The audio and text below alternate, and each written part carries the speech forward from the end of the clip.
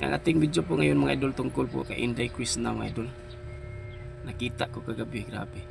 Hindi, nakita ko kagabi sa kanyang vlog.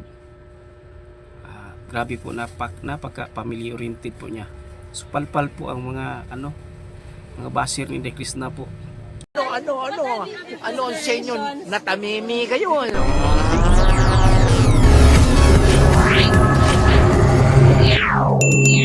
Hello, magandang araw sa inyo mga idol, mga ka-Crispaw Natics dyan. Kumusta po mga idol?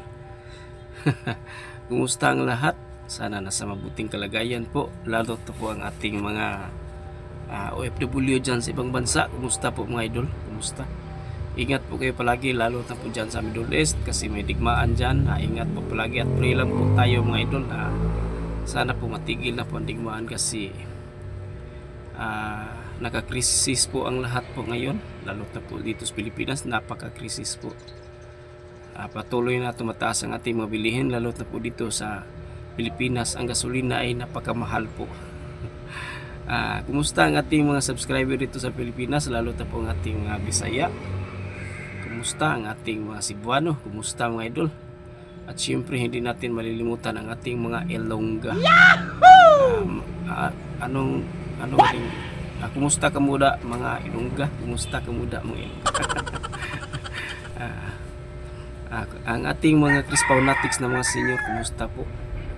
Kumusta ang ating mga Crispaw Natics sa mga senior? Siyempre hindi natin makalimutan ang ating mga lula kasi sila po ang number 1 pong diehard ng Crispaw. Ang ating video po ngayon mga idol tungkol po kay Inday Krishna mga idol.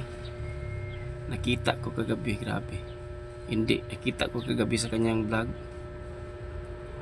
Grabe po, napaka family oriented po niya.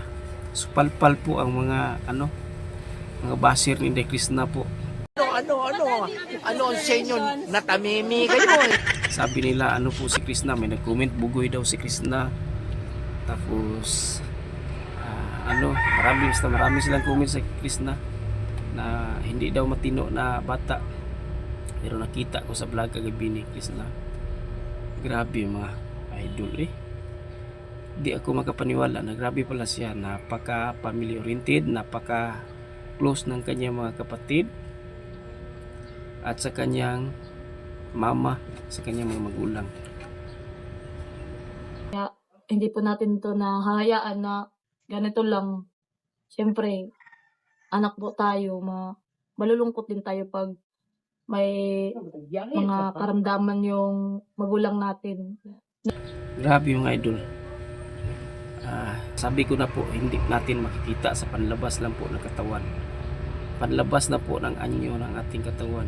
Bigyon. So ngayon, kasi basang-basa kami sa ulan kasi umaatake yung kakatihan ng aming mga tiil at aming mga katawan. So yun, naliligo kami sa ulan. So palpal talaga ang mga basir mga idol ni Krishna mga idol, no? Hindi natin makikita sa pangkatawan lang po kasi porket may tattoo na, hindi natin na po, masama na po sa ating paningin, hindi po. Simula daw nung nagsuka siya ng pala dugo niya sa kanyang pamilya, lalo kabilang po mata sa niya. kanyang kapatid. Pero tapos nahihilo din siya pag naglindol ka na? Napaka-close po pala niya sa kanyang pamilya, lalo na po sa kanyang kapatid. Ayan. Takot kasi tatubig yun. So ngayon, kasi basang-basa kami sa ulan kasi umaatake yung kakatihan ng aming mga tiil at aming mga katawan. So yun, naliligo kami sa ulan. Oh, anong sinyo? Ano ang sa inyo? Tamimi Natamimi kayo. kayo, eh. Mga basir ni Krishna, anong sinyo? Natatamimi kayo, no? Tigilan natin ang pagbabas kasi alam naman natin na tigilan natin ang pagbabas kasi hindi naman natin alam ang tunay na buhay. Kasi pag tingnan lang natin sa sa postura pang labas lang po na anyo ng tao ang ating tingnan, ay masupalpal tayo kasi ang tunay na makikita na to na ugali ng tao dito sa puso, dito sa kaloob-looban ng ating puso, hindi po sa panglabas na anyo lang po. Anong sinyo? Supalpal kayo, no? Ayan, no? So, peace lang po tayo mga basira, peace lang po tayo.